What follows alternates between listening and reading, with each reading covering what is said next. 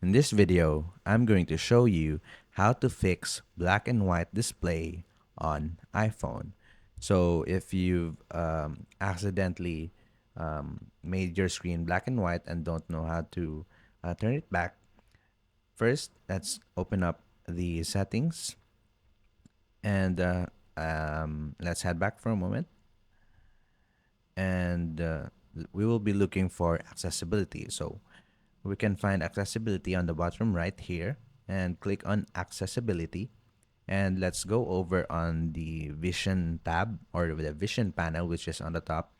Just click on display and text size and scroll down to the bottom, and you will see color filters, which as you can see is turned on.